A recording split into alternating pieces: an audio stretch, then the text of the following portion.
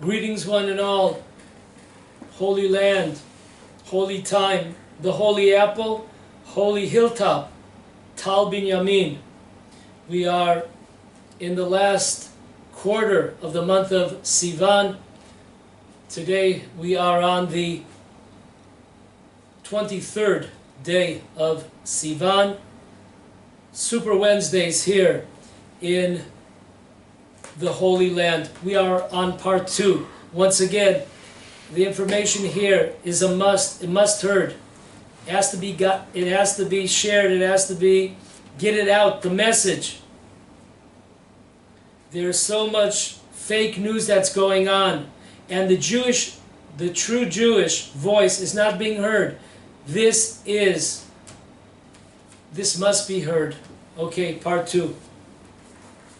This part, the title of our class, second part, is Israel-Hamas War 2021, beginning of Gog and Magog, Armageddon, question mark? Who won? Question mark. Okay, so let's get right into it. Take it away. This part of our class I call Time Memorial. Famous book written, Time Memorial. But what we've experienced here in Israel over the last couple of weeks, when we saw a war, a jihad inside of Israel by the Arabs who live here. Nothing is new. As King Solomon said, Ein chadash tachad Hashem, there is nothing new under the sun. This is from time memorial, and we better know our history. We better know that this is nothing new. So listen up real closely, take notes, listen to this again and again. What we experienced is nothing new. Arab riots, revolts, killings, stabbings, raping, ransacking, burning homes, communities, nothing new. Let's go back in time. One of the first recorded attacks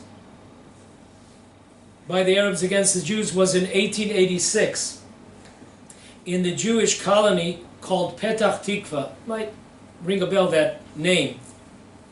And then 1908, it was Purim in the Holy Land, and the city was Jaffa. Hey, Jaffa!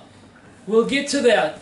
Jaffa was really the beginning. As far as the Arabs of Israel, the uprising really began in Jaffa.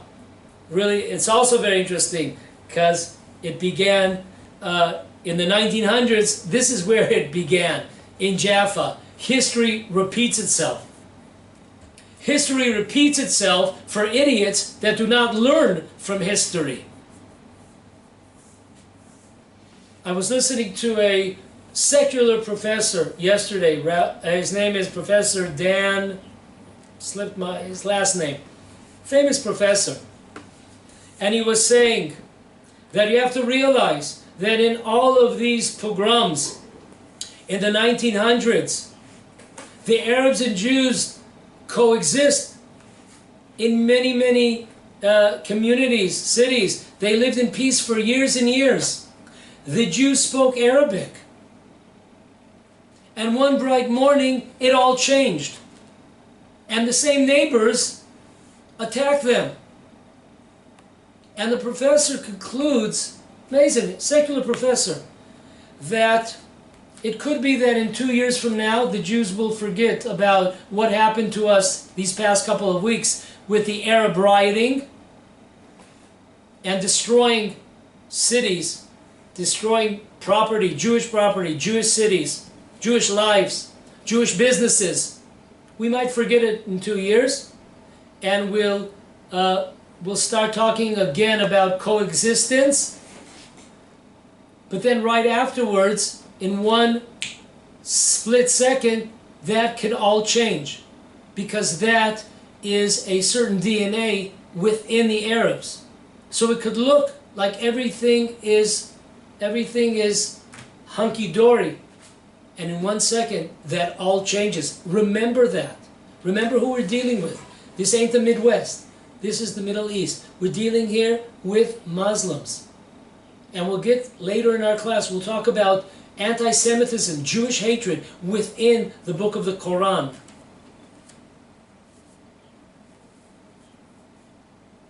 November 2nd, 1917, Balfour Declaration for a Jewish homeland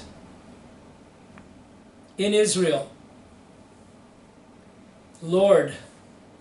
And in 1920, April 24th, many Jews wanted to turn April 24th in the San Remo Conference, which strengthened the idea of establishing, the UN establishing, the League of Nations establishing state for the Jewish people in the land of Israel. This was strengthened. Many Jews wanted to make April 24th, 1920 into a national Jewish holiday.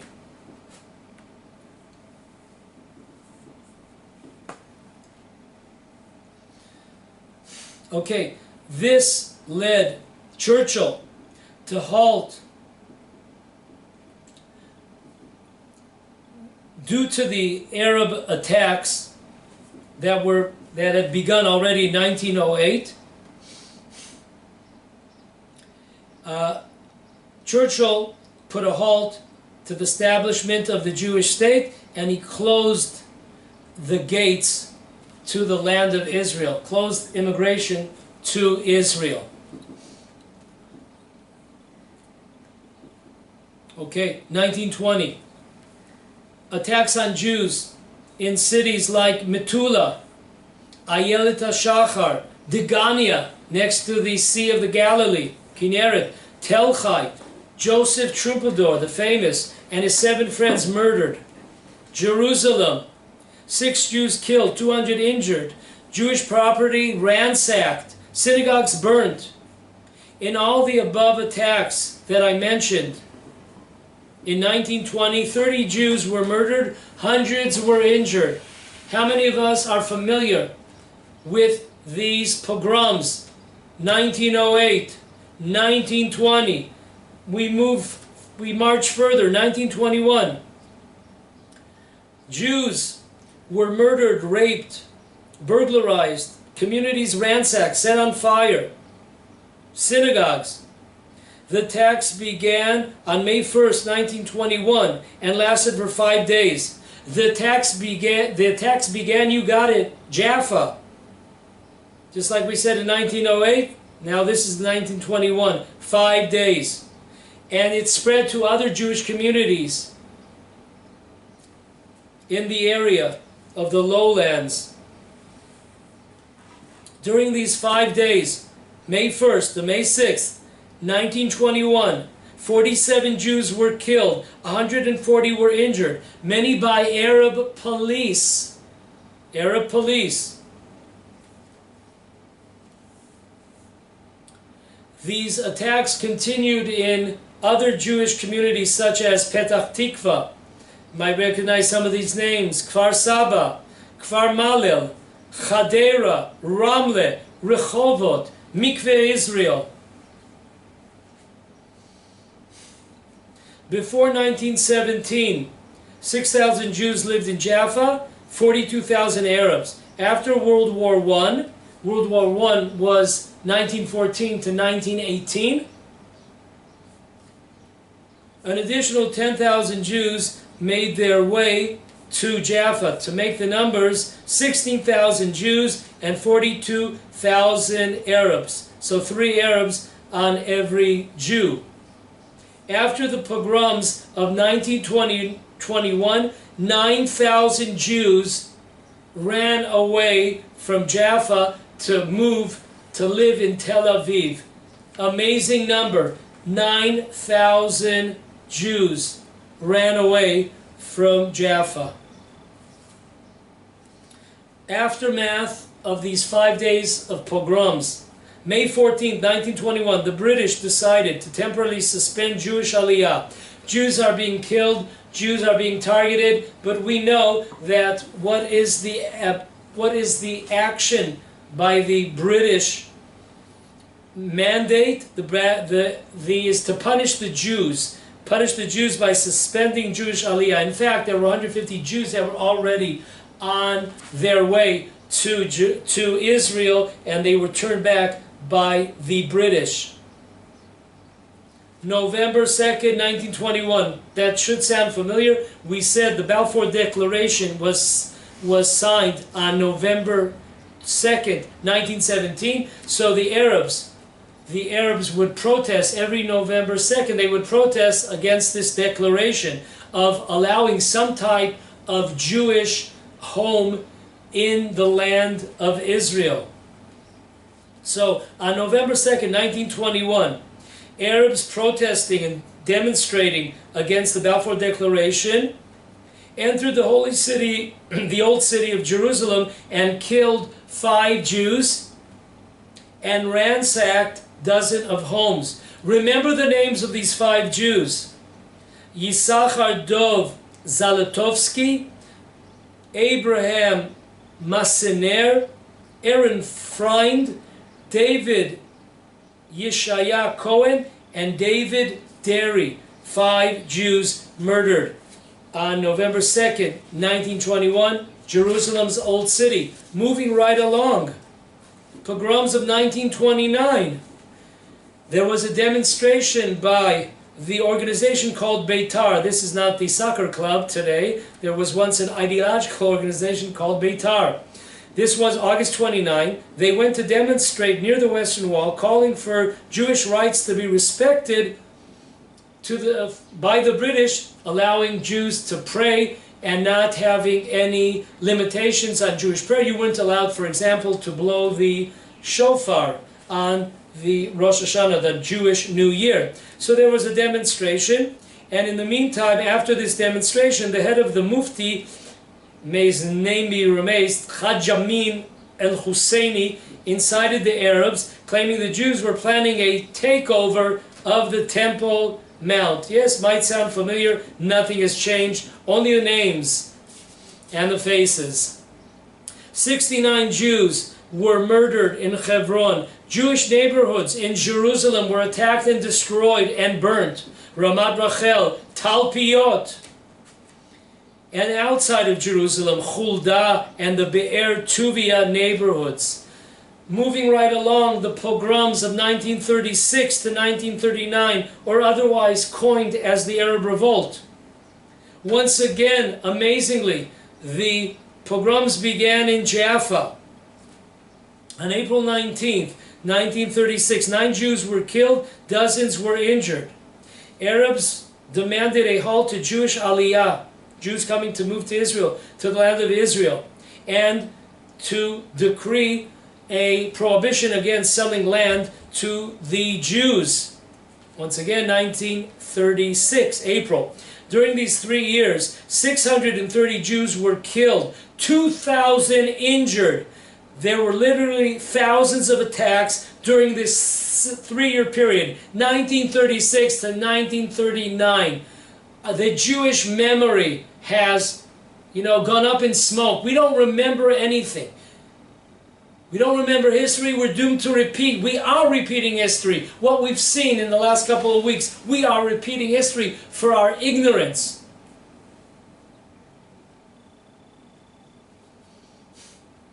In 1947, the 29th of November, the British announced that the mandate in the land of Israel will end by May 15th, 1948. And they would thus establishing 2 states, one Arab and one Jew. You have to understand that this partition plan of 1947, set to go into motion on May 15th, which of course turned into the Israel Independence Day, this partition plan, which divided up the land of Israel between Arabs and Jews, the Arabs were already a minority, but they were a minority with 47% That's amazing. Think about that. If we would have, the Jews agreed. But if that would have gone down, if that would have happened, this partition plan, the League of Nations partition plan, imagine that. The land of Israel was already 47% Arab. We wouldn't be here today. We would be history. Arabs, of course, refused the partition plan of 1947. On the 29th of November, as the League of Nations announced their plan to take out the British from Israel, some months later, the Arabs began to attack. A mix of foreign Arab volunteers from outside the land of Israel with Arabs within the land of Israel began to attack Jewish settlements all over the land of Israel. December 1947, 20 Jews were injured in attacks in Sheikh Jarrah. Oh, that does sound familiar. That neighborhood. That Arab neighborhood, yes, that ancient Arab neighborhood in East Jerusalem. That one of the places of conflict for this past war, the sword of Jerusalem. Yes, 20 Jews injured in Sheikh Jarrah. January 7, 1948, 3 Jews are killed in Sheikh Jarrah. End of March 1948, British officers informed Jews in the Sheikh Jarrah neighborhood, Shimon HaTzadik, Nachlat Shimon, in Jerusalem, they must leave their homes for fear for their lives. It gets worse. April 13th, 1948, 78 Jews murdered in Sheikh Jarrah on their way to the Hadassah hospital. Nurses, doctors, professors, working in hospitals, curing, taking care of patients, all patients, Arabs and Jews. 78 murdered on their way to Mount Scopus, Hadassah Hospital.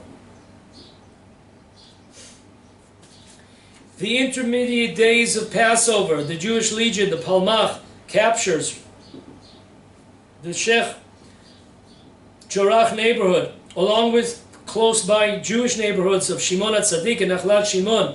British authorities forced the Jewish Legion to retreat, promising that these areas would be transferred back to the Jews after the British army would finish passing through the neighborhood.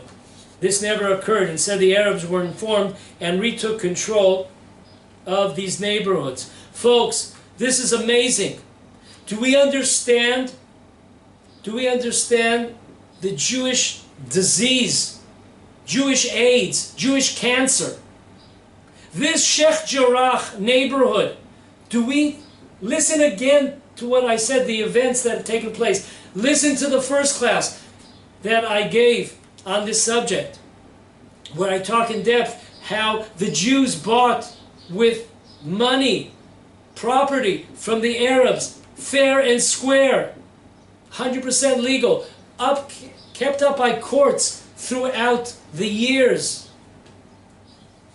Instead of expelling them for their history, what they've done for the Jewish people, to the Jewish people, we keep them in. And we're afraid to remove 6 families who are illegally squatting on Jewish property that the court has said is Jewish property. We don't need their stamp of approval.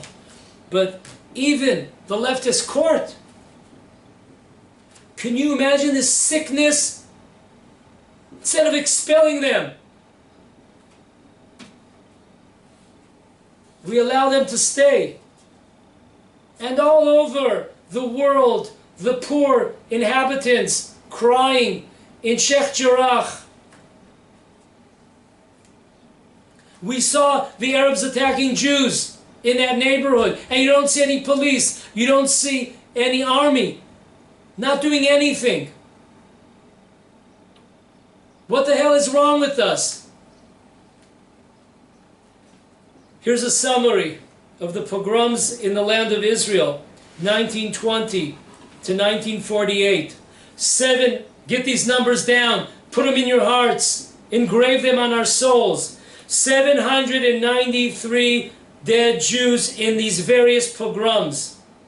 thousands injured, raped, looting homes, homes ransacked, burnt, destroyed.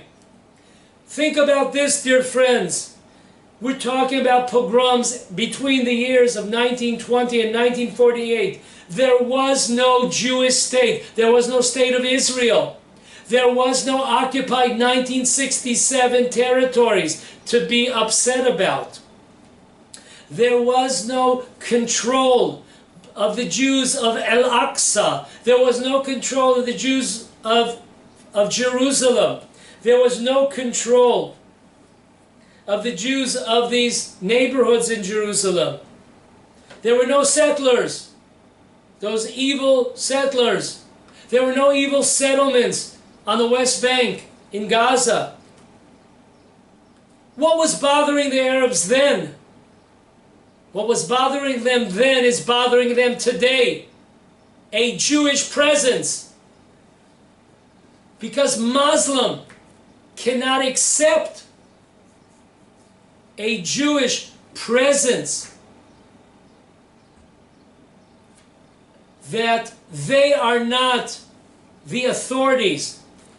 If the Arabs are authorities and we are dhimmis, we are nobodies, that is fine. But a Jewish state, Jews in control, this is totally antithetical to the religion, the Muslim religion.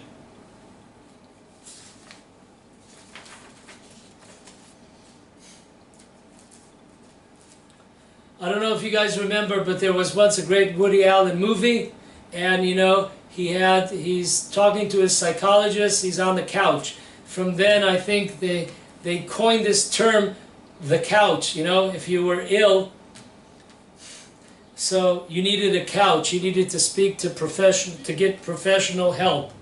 So this is the next segment of our class is called the National Couch. We see some Israeli personalities, leaders, quote unquote, who need a national couch because we are really ill. So let me tell you a few things that have been happening over the last couple of weeks.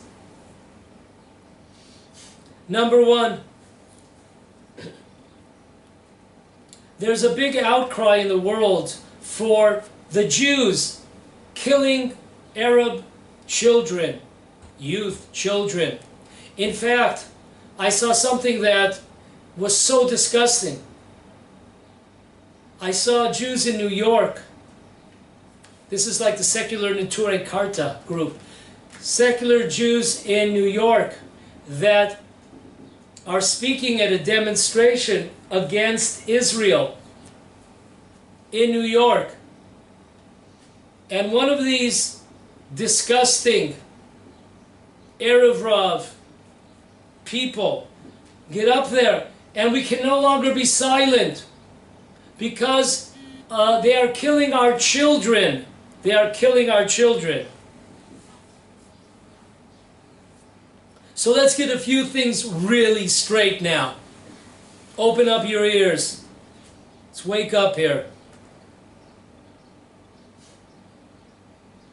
Children being killed. That's very interesting. Because of the fact that, if you think about it, Gaza, who voted the Hamas into power? Hamas was voted into power by the people. And these people of Gaza, they also have families. They voted them in. They are their representatives. You are being represented by Nazis. Okay, be careful. You might have to pay the price. Number two, they're only children. Very interesting. From breast milk that the Arab babies are fed, and kindergartens, and elementary school, and high schools, and universities, from the day that they are born, they are taught to hate Jews. That is the breast milk of the Arabs of Gaza.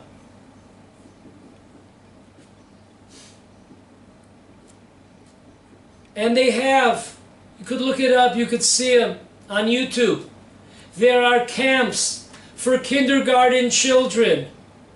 The ones that these sick Jews in New York get up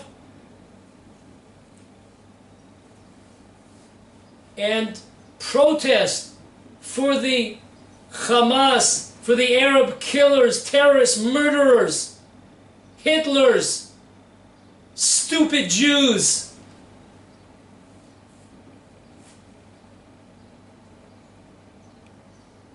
So they have these camps and they teach them.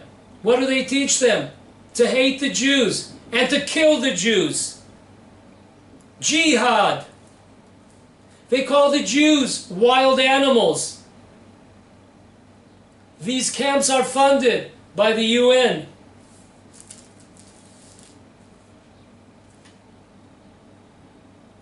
Folks, if you saw about a week and a half ago, the Arabs in Gaza had a victory military parade.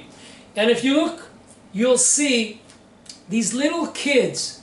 They look like maybe they're 5 or 6 years old, in between the parade, in between the lines of soldiers marching in Gaza. Did you ever think, like, 1 second, they don't really fit into the parade? Why are they there? Well, I'll tell you why they're there. They're there because the Hamas is afraid that perhaps during this military victory parade of the Arabs, maybe Israel will attack this parade. So, in order that they would be protected, they use these kids as human shields. They're willing to have Israel kill these kids, and they're taking a chance that Israel, in order to kill the terrorists, they might have to, unfortunately or fortunately, kill these kids. They are used as human shields.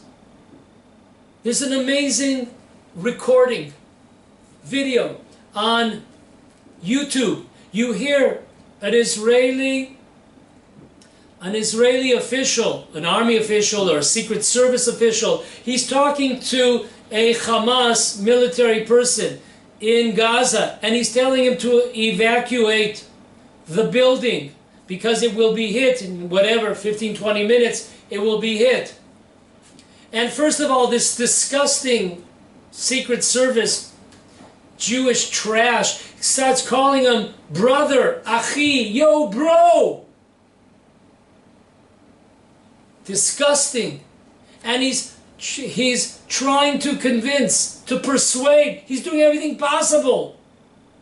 You think he's going to cry in another minute. He's trying to persuade this Hamas military person to evacuate because there's kids in the buildings. And the Hamas person says, okay, so what if they're kids? We're not evacuating the building. So what if they're kids? What is one supposed to do in such a situation, folks? Think about it. This is disgusting. When you look over the last 100 years, when the Arabs, in their pogroms and their attacks, they attacked schools, they attack buses, they attack restaurants, they kill hundreds and hundreds of kids, of Jewish kids, babies.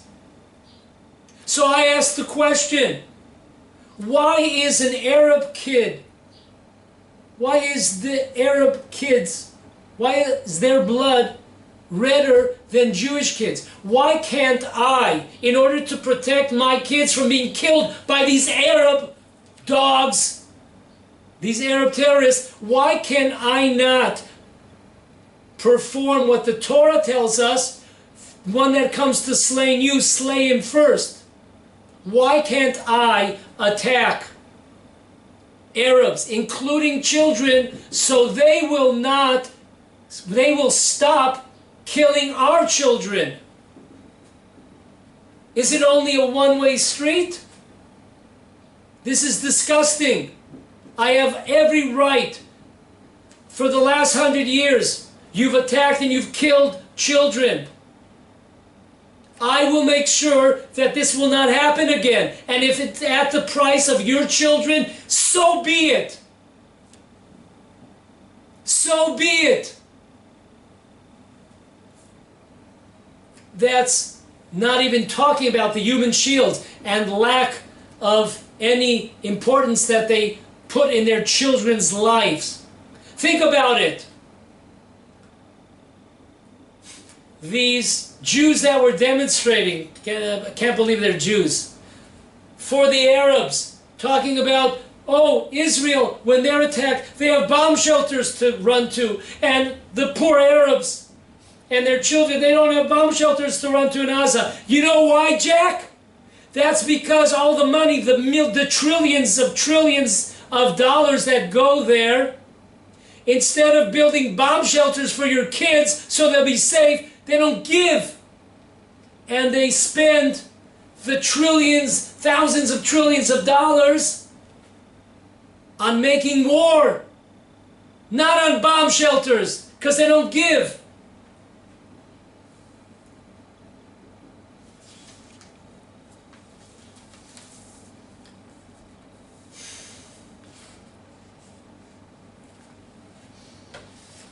But more so, listen closely, King David, at the end of Psalm 137, daughters of Babylon that have been destroyed, happy are those that will grab your children and destroy them on the rocks.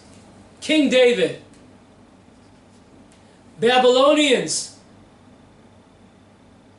happy is the lot of Jews that will grab your children and kill them on the rocks. What are we talking about here?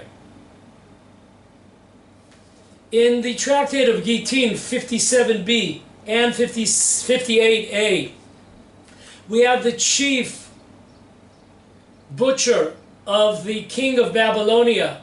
His name was Nebuzaradan. The king of Babylonia's name was Nebuchadnezzar. Nebuzaradan went into the Jewish temple that the Babylonians destroyed. And there's a long story there. But to make a long story short, Nebuzaradan took thousands of Jewish children and killed them by crashing their skulls on rocks. Thousands of Jewish children. And the Talmud tells us, brings down this verse of King David. Happy are the ones that will shatter these children of Babylonia. And according to most of the commentators, the Malbim and others, this actually was a prophecy in Isaiah 13:18. They will not have mercy on your babies. Because God is punishing the Babylonians. You did not have mercy on Jewish babies. We will not have. It turned out that it wasn't the Jews. It was the Persians and the Medites, Madaim. They were the ones that totally destroyed Babylonia and killed their kids in a very cruel manner. But this was measure for measure for what they did to the Jewish people. This was measure for measure. So that is the bottom line. Arabs that have no mercy on Jews, Jewish children, in schools, buses, public places, trains, airplanes. Don't cry to the world that your human shields, that the Arabs use their kids as human shields, have been hit in order for Israel, in order for the Jewish people to defend themselves, to eliminate these Hitler Nazis, Arabs. And think about this one, folks. From a Torah perspective, like we just quoted from King David or the Talmud. But think about it. When God brought the flood in the time of Noah, was it only people over the age of 20 that passed away, that died in the flood? No, of course not. It was also children. When Sodom and Gomorrah was destroyed by fire, was it only people over the age of 30 that were killed? No. In the 10 plagues in Egypt, it was only people over the age of 40 that were affected, not children. At the killing of the firstborn, the last plague, it was only firstborn over a certain age? No.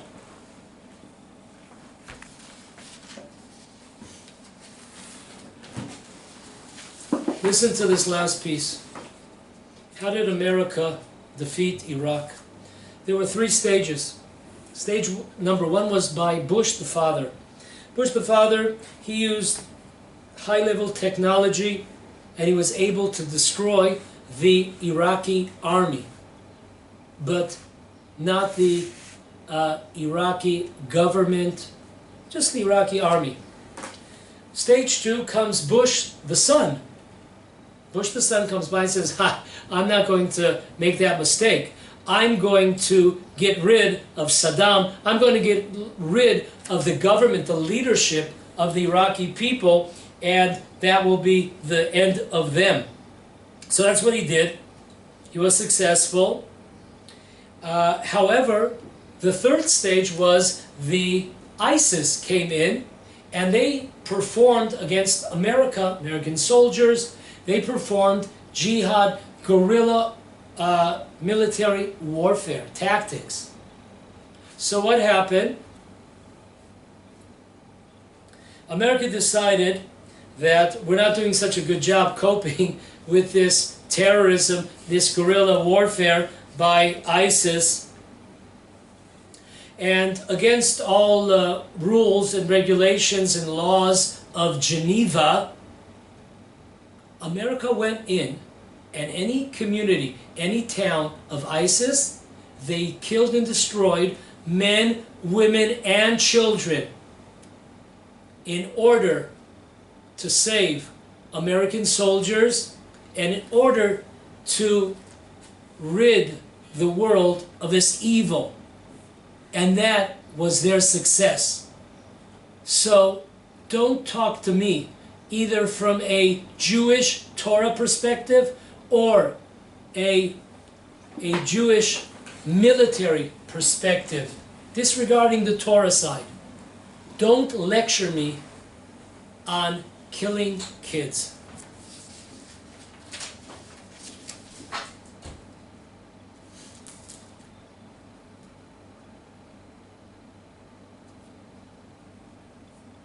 Okay, next, we're still on our national couch. People that really need help. The head of police in Lod.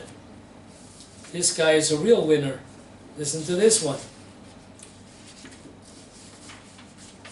The head of Israel police, all of Israel police, Yaakov Kobi Shabtai, visited Lod and announced the following: the police are separating between the feuding parties. Oh, this is equal. Feuding parties. And the head of police of Israel, Kobi Shabtai, terrorists, there are terrorists on both sides. Got it? This is an equal equation here. There are terrorists on both sides. Reporter Ofra Lax in the 7 magazine was quoted as saying, "How much can the police lie to us? They tell us it's quiet when they're shooting in the streets. They tell us that the synagogue in Lod has not been set on fire when it was burned twice. How much can you lie to us?" So, the head of police of Israel, this guy is responsible for security in Israel. God help us. This dude needs a couch. Next, Cellcom, the cell phone communication company, the Cellcom, came out one of the days of the war that's going on. Of course, Cellcom has a large percentage of their workers, employees, are Arabs, of course. So in order to be PC, disgusting, they go and they say, we will, for 1 hour, we will also go on strike. On the Tuesday that there was a general strike in Israel, they participated. Imagine, a Jewish company run by Jews. Employees, many of them are Arabs. So thank God, that same day, they lost about 4% of their stock shareholders. These people also need one hell of a couch. Okay. Next national couch is Israel calling up Arabs and telling them to vacate the buildings so nobody is harmed. Okay? We need a national couch. Warning people before we go in there and blow up the building, please vacate the buildings. Amazing. A group, an army, a country that has called on a jihad to kill. We're calling to kill all Jews. When I say that, listen closely to this. This is by the Interior Minister of Hamas, named Fatih Hamad, on May 7, 2021. Listen closely. These are the people ahead of their organization. These are the people we call them up and to give them warning to vacate. I quote, you can see it on YouTube. People of Jerusalem, Arabs, we want you to cut off the heads of the Jews with your knives. With your hand, cut their arteries from here. He points, right? The interior minister of Hamas, he's pointing how to do it on the neck. A knife costs 5 shekel. Go out and buy a knife, sharpen it, and use it. Calling them up. Excuse me, we've lost it. And then judges in Lod, in the court in Lod,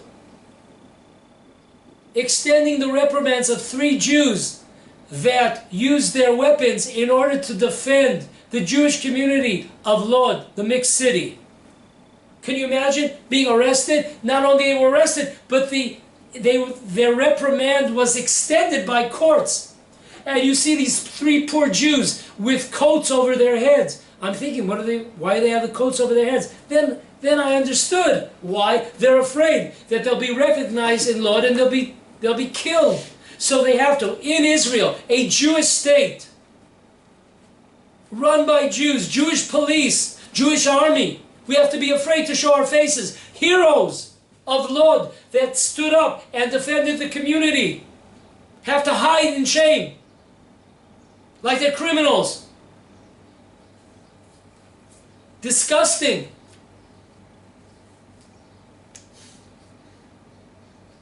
Seven.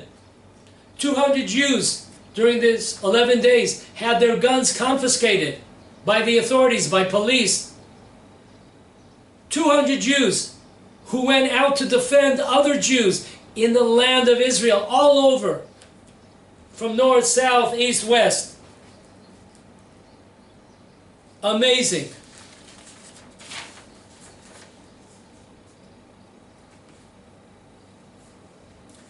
The road company of Israel, it's called Nativ, estimates damage by Israeli Arabs to traffic lights, to intersections in Israel, what they call in Israel, all of it is Israel.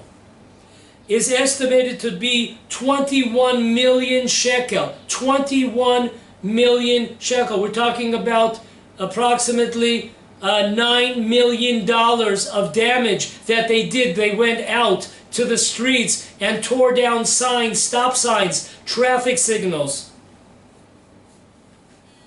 Destroyed infrastructure of the roads.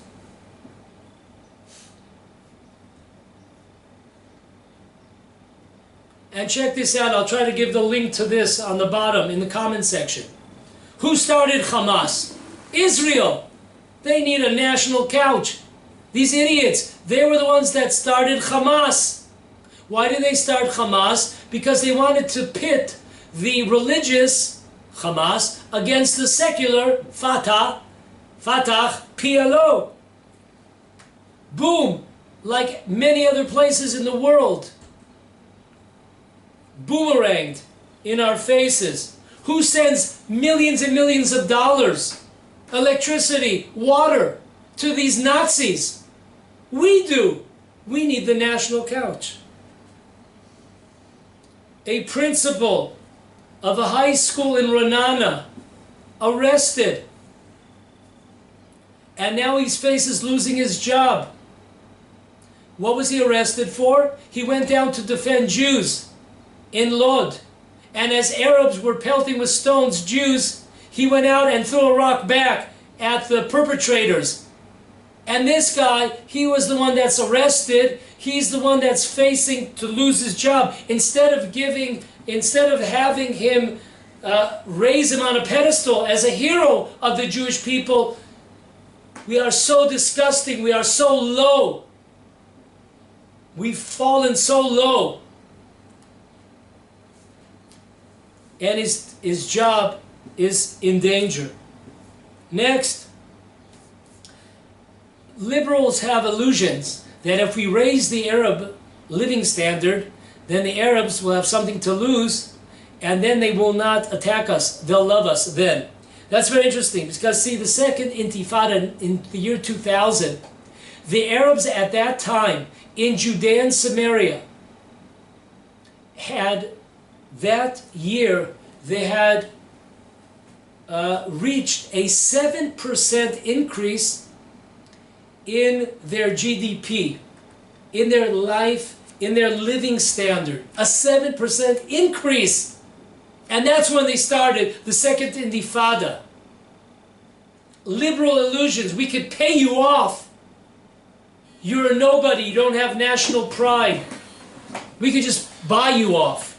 What kind of contempt is that?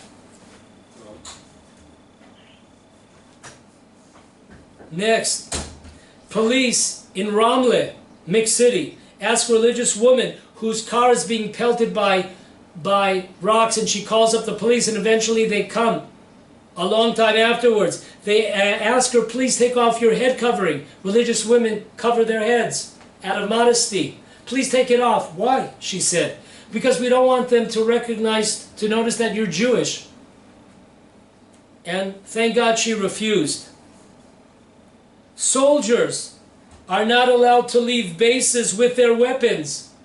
Soldiers are not allowed to leave the army with their weapons. Soldiers are encouraged not to leave their bases with their green army uniforms. That they shouldn't be a target. Their guns or themselves being a target for the Arab terrorists running around Israel. Disgusting. 30% of children living in the southern town of Sderot in Israel suffer from PD, SD, that's post-traumatic stress disorders. 33% of the children. Once again, this would be good, included in my piece on the kindergartens and the poor Arab children. The ones that learn in kindergarten how to kill and hate Jews. 33% of our children are suffering because of you. I will do everything possible to make sure that that does not continue, even if it's at the expense of your kids. And you are to blame. head of yeshiva, continuing on in our national couch, head of a yeshiva in Jaffa, attacked outside his yeshiva by 2 Arabs on April 18th, 2021. It's very interesting. What was he quoted as saying? "We are hoping to return to living peacefully together." Can you imagine this? This rabbi, he needs the national couch. Living peacefully, rabbi? Getting back to living peacefully?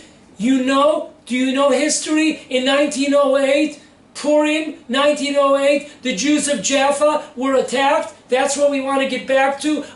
Do we know, Rabbi, that in 1921, there were pogroms against Jews and Jews were killed? Do we remember, Rabbi, on April 13th, 1936, 3 years of pogroms, 9 Jews killed in Jaffa, getting back to living peacefully together?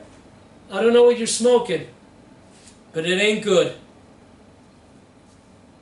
Last but not least, our defense minister, Gantz, ran for prime minister. He's also the defense minister. Whenever he talks about the situation, he's always talking about violence from both sides. Can you imagine that equation? Equal equation, violence from both sides? Can you imagine this? Amazing. So folks, what is the Torah way? What is the Torah way? Let's get right into it.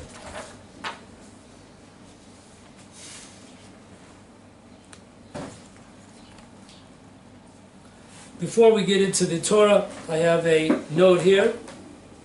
Iconic reporter in Israel, Yaron London. He's been around for probably since Israel. He's a famous reporter. Anyways, he visited a year ago a high school, an elite high school of Arab, what they call Arab Israelis, in a town, in a city called Taibe. Taiba means, of course, Tov, good. He visited high school kids in 12th grade. These are people that are going to vote. They are already 17 or 18 years old. They are the future voters in Israel. They were born in Israel. They born and bred in Israel. They grew up. They learned in Arab Israeli schools. And he went to see what's on their mind. Listen to this. I quote word for word. "Let's put the cards on the table. One day soon, you will be a minority here, and we, the Arabs, will be a majority.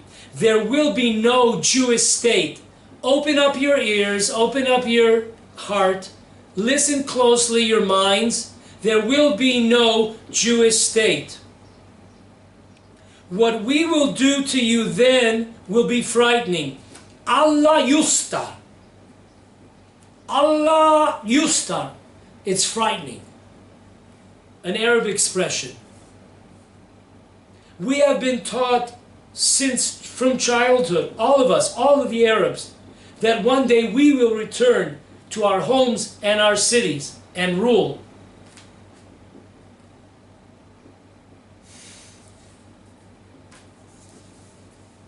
Mercy, compassion.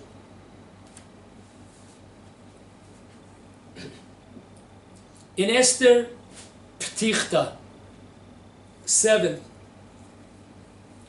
there are 12 sages that, when it came to speaking about Purim, they gave a verse, a lead-in verse, that kind of summarizes the whole story of Purim. A verse from the Torah, from the Tanakh, and from there, that verse encompasses the idea, certain ideas behind the story of Purim. So, in 7, we have Rabbi Levi. Rabbi Levi says, if you want to understand the story of Purim, you got to get the story, you got to get the verse from Numbers 33:55, where it says there that if you leave the inhabitants in the land of Israel, when the Jewish people come into the land of Israel in times of Joshua, if you leave the inhabitants that you left will become thorns in your sides, and they will cause you stress. They will try to take over your land. That is what it says. God is warning the Jewish people, do not leave these inhabitants to stay. Do not allow them to stay. And this is the idea. Why? What's this connected to Purim? Talking about different period of history. Joshua, Jewish people coming into the land of Israel. Purim did not happen in the land of Israel. Joshua was not around for some hundreds of years. What's the deal? No, because of the fact that just like at the times of Joshua or the judges, the Jews had mercy and allowed some of the inhabitants to stay, and from that they were attacked. The inhabitants grew, they became strong, and they attacked the Jewish people throughout the time of Joshua or throughout the time of the judges. So, where does this mercy, which is out of place, uncalled for in such a case? We see that King Saul was commanded by the prophet Shmuel to destroy all of Amalek, to destroy children, men, women, etc. And King Saul captures the king of Amalek. His name was Agag, and he keeps him alive. Now the Talmud tells us on page 21 in Tractate Yoma, it tells us that King Saul came up to Shmuel and says, listen, you know, I've not done anything wrong there. How could that be that King Saul doesn't realize when God tells him through the prophet Samuel, that he's to destroy everybody? How could he think that he acted properly? So, in order to understand this, there is a must-read on this Torah that I just read. There is a Anaf Yosef. Anaf Yosef was written by Rabbi Yosef in 1851. He has two commentaries on the Midrash. One is Anaf Yosef and one is Eitz Yosef. This is Anaf Yosef. And he says the following, I'll summarize it.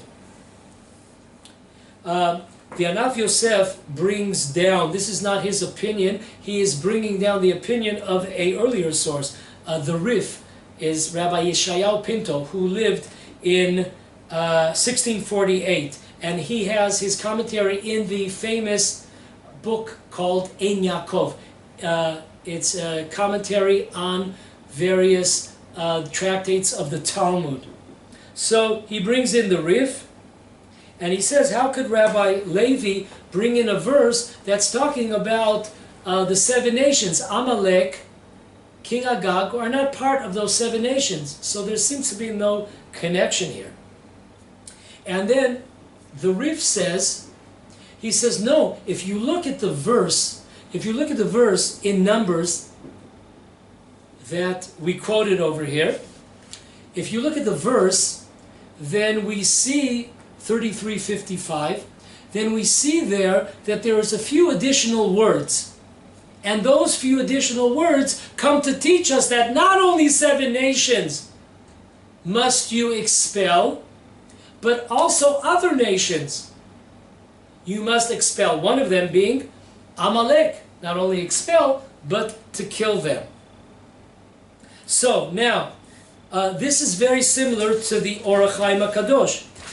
The commentary of the Orach Chaim HaKadosh, look it up, on Numbers 33:52, he says very clearly in black and white, the Orach Chaim HaKadosh says that there are extra words in this verse. All, it says there, it uses the word all the inhabitants. It should have just said the inhabitants, which we would understand being the 7 nations. But why does it say all? And that is to include other nations besides the 7 nations the Canaanite 7 nations. So Or HaChaim HaKadosh is on the same line here, along with the Anaf Yosef, along with Rabbi Yeshayahu Pinto, the Reef. He's saying the same thing. Now this is genius here.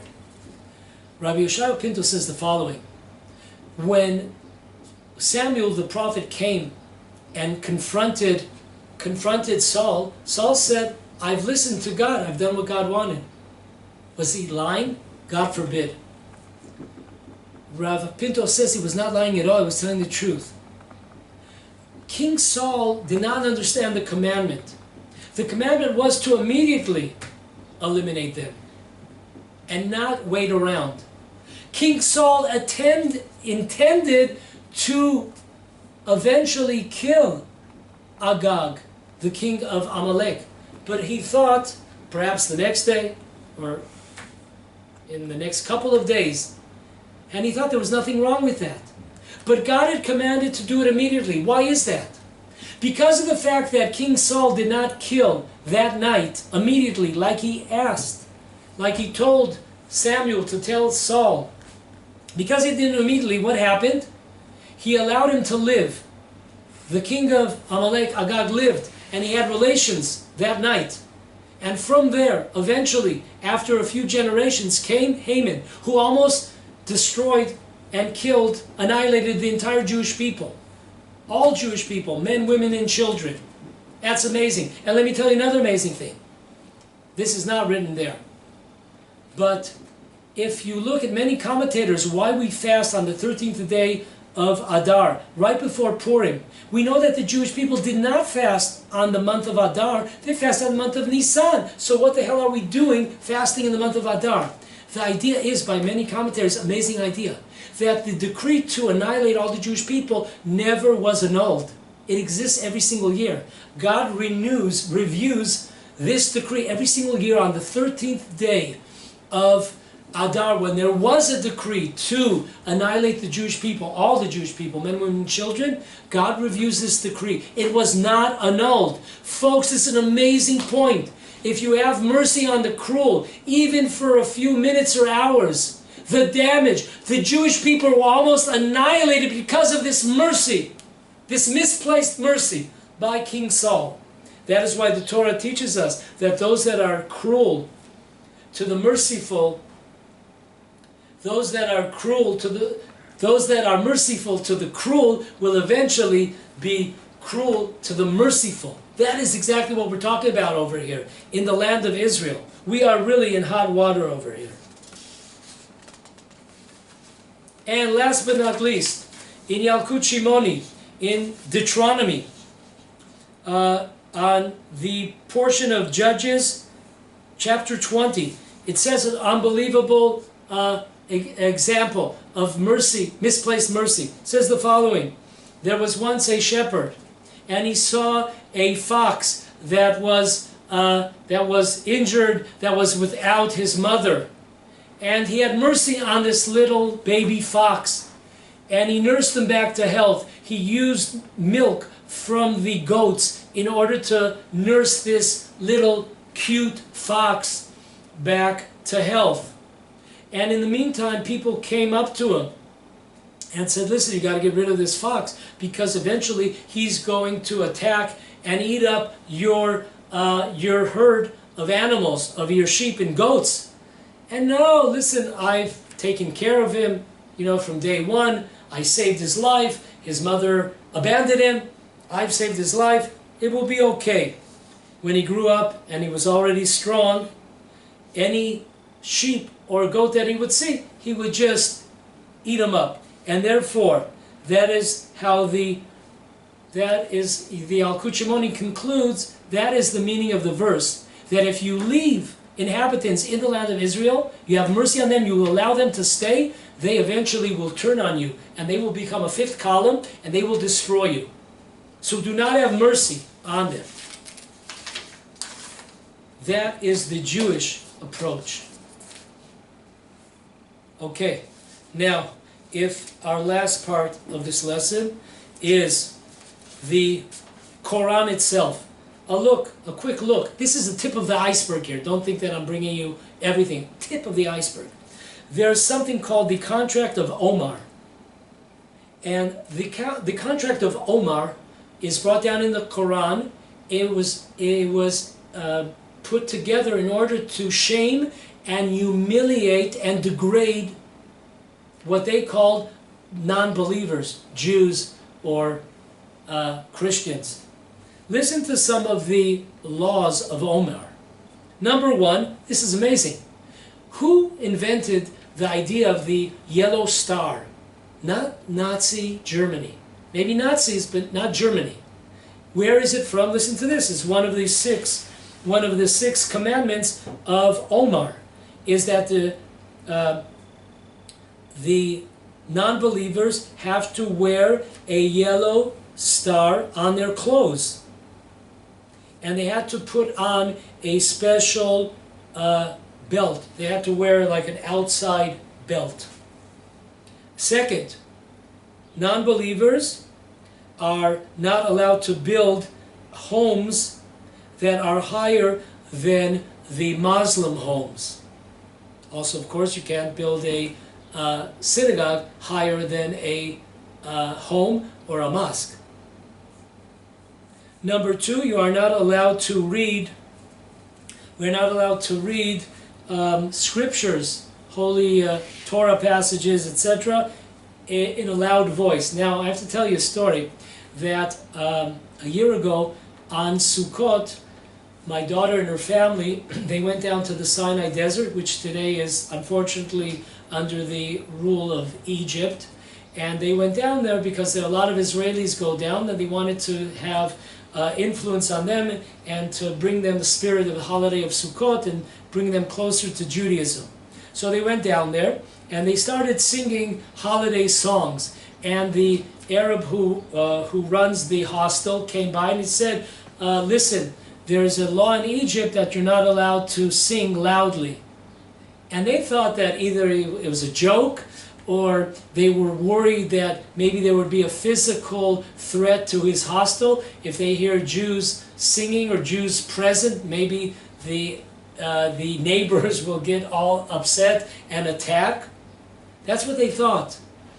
And all of a sudden when I read this past week, I called up my daughter. I said, you're not going to believe this. Remember what happened to you in the Sinai Desert with your family? And they told you you can't sing? They weren't worrying about a security incident. They were fulfilling, as he told you, it is a law in Egypt that Jews are not allowed to sing, or you're not allowed to say verses or prayers out loud. And last but not least, you're not allowed to, the non-believers are not allowed to ride on horses. You have to do some, horses are considered to be, honor. You're only allowed to go on mules and donkeys. All this to denigrate the non-believers. Okay, now in a book by Dr. A. Cohen, she writes there, we have not heard of inquisitions in the relations between Jews and Arabs. However, the amount of degradation, humility, and shame that was put upon the Jewish people is beyond belief. Okay? So says the scholar Dr. A. Cohen. People believe the party line, that Jews or non-believers that lived in Muslim lands, it was basically okay. This is a lie. This is imagination over here. This is not reality. Many people from England that went to visit places in the Middle East, when they came in the 1800s, they could not believe what they saw. How Jews were able to continue living even though the degradation that they were suffering, humiliation was so great, they could not understand how they were able to continue their lives. a woman named Mrs. Fardo. She, after visiting a Middle Eastern country in 1830, I cannot write in words and explain to you the hatred that the Muslims have for the Jews. Okay? Mrs. Fardo. Next, let's quote a few verses in the Quran.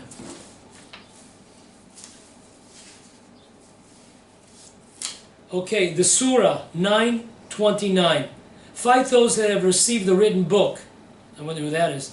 That do not believe in Allah and His Messenger until they pay taxes and will be subdued. Next, Surah 60, verse 13. Do not participate in discussions, debates with the haters of Allah and His Prophet. Do not sit amongst the Jews. Don't go near them, because they are despised by the Lord. So do not sit next to or participate in discussions or sit, and don't become friendly with Jews. Surah 5, verse 85. It is true, Muhammad says, that the greatest hate against Muslim, against the Quran are the Jews and those that are friendly to them. In the year 625 BCE and 626, Muhammad killed three Jewish tribes. And one of them was Khaybar. You could, if you look in YouTube for demonstrations in the mixed cities, in Haifa, and all over Israel, you will see not religious Muslims, you will see secular Muslims. They're all yelling, Khaybar, Khaybar, Khaybar. We will once again do to the Jews what Muhammad did to the Jews in a village called Khaybar, where the Muslims slaughtered 627 Jews in the village, in the Jewish village of Khaybar. And once again, this was they slaughtered these three Jewish communities because they refused to accept upon themselves Islam in the Quran and Allah. An intellectual, an Egyptian German fellow named Hamid Abdel Smar. He himself was born to a religious leader in the Islam world. In 2015, he wrote a book. It was a bestseller. It was called Muhammad. Book called Muhammad, and he talks about the facts that in the Quran the Jews are called monkeys and pigs. The Jews are dehumanized in the Quran, says once again a former Islamic, Hamad Abdel Smadar. So folks, we ask the question, who won? Who won this war? Unfortunately, the answer is our enemies won. Our enemies won big time.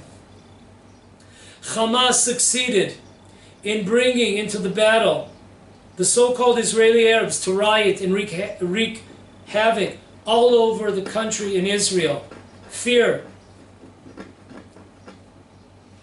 I told you when I was on the roads on the general strike, there were a few dozen cars on the road. Everyone else was afraid. Hamas successfully has become the new representative, the leaders of the Israeli Arab world, saviors of Jerusalem, Al-Aqsa, and Sheikh Jarrah. 3. They were successful in ruining Israel's image in the world as the aggressor, etc. Hamas has become, they were successful becoming an actual side, a army that has to be reckoned with, a partner, an entity, instead of just a ragtag terrorist group who are not recognized as a legitimate representative of the Arabs. Israel continues to tell us how they destroyed tunnels, killed army officers, ammunition and missile factories. They say the same thing in every round of fighting. Imagine this, how long it's been going on. In 2006, Israel went out to fight a war, Rains of Summer. Look at the beautiful names. Where's the music? The romantic background music. 2006, also Autumn Clouds. 2009, Hot Winter. 2008 to 2009, Cast Lead. 2012, Returning Echo War. 2014, Protective Edge War. You keep on telling us, they keep on telling us how much they've destroyed the infrastructure, the factories. Okay, it's irrelevant. Even if this time it was on a higher level, could be, very well could be. But what we're talking about here today, last two classes, folks, we are in hot water. Do we understand? There are 1.9 million Arabs in Israel, our enemies, within us. We are subservient to Arabs because they are the ones that are working in the factories, in the stores, in the restaurants, in businesses. We are subservient to them. We can't make it without them. So we strengthen them. What is going to be here? We saw the last 2 weeks within our own land, our streets cut off, middle of Israel. We talked about 21 million shekel damage, just the infrastructure of the roads.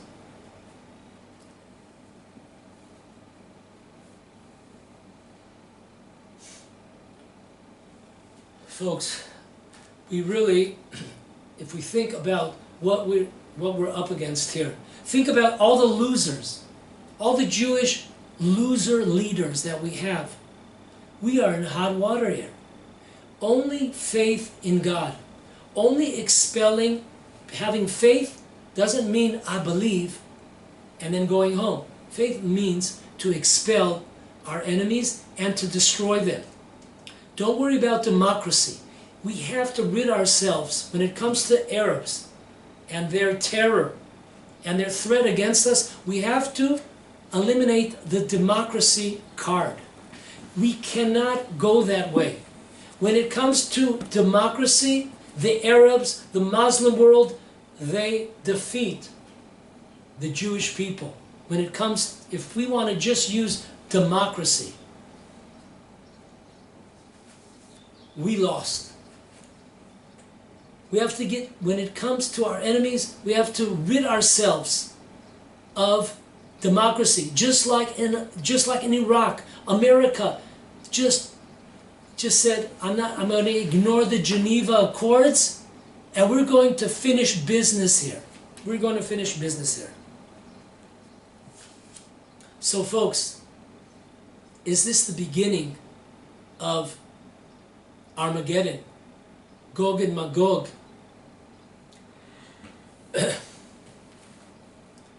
We see the world uniting against Israel, against Jerusalem, to save Jerusalem.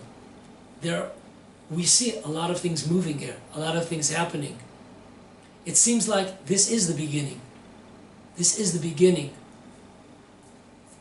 of the ascent to try to take away Jewish Jerusalem, Temple Mount, Jerusalem, from us, the Jewish people.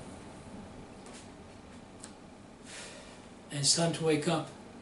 It's time to believe in God and understand that the Jewish people, in the end of days, we will be alone. But that is a blessing, not a curse. Don't be afraid of being alone. We look in the world, we look how the Jewish people all over the world are being attacked. In the UK, in the US, we're being attacked all over. The Jewish people will stand alone. The question is, with God or without God? May Hashem help us.